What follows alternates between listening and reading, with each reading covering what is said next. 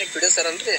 ಹೌದ್ರಿ ಸರ್ ಮೊನ್ನೆ ಒಂದು ಅವರು ಶಿವರಾಜ್ ಅವ್ರಿಗೆ ಏನೋ ದಲಿತ ಸಂಘಟನೆ ಗಾಡಿ ಸಂಬಂಧ ಏನು ವಿಷಯ ಆಗಿತ್ತು ಸರ್ ಅದ ಸರ್ ಏನು ತಾವು ಮಾತಾಡಿದ್ರಲ್ಲ, ಅದು ಯಾವ ತರ ಸರ್, ಯಾವ ದೇಶದ ಏನು ಗೊತ್ತಾಗಲಿಲ್ರಿ.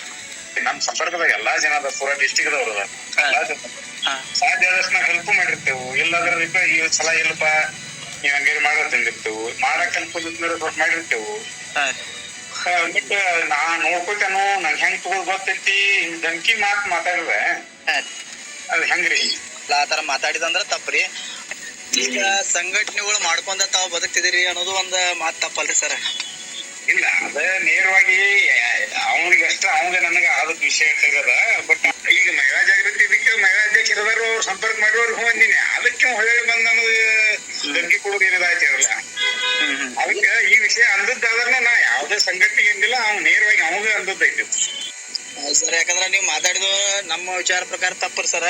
ಇಲ್ಲ, ಆತರ ಅನ್ನೋದು ಅದು ತಪ್ಪ, ನಾನು ಒಪ್ಕೋತೇನೋ. ಬಟ್ ಅದಕ್ಕ ನನಗ ವೀರಾವೇಶದಾಗ ಮಾತಾಡುವಂಗ ವಾತಾವರಣ ಕ್ರಿಯೇಟ್ ಮಾಡಿದಾರೆ. ಯಾಕ ಅಷ್ಟ ಮತ್ತೇನ್ ಯಾರ ಬಗ್ಗೆ ತಪ್ಪು ಕಲ್ಪಿಲ್ಲ.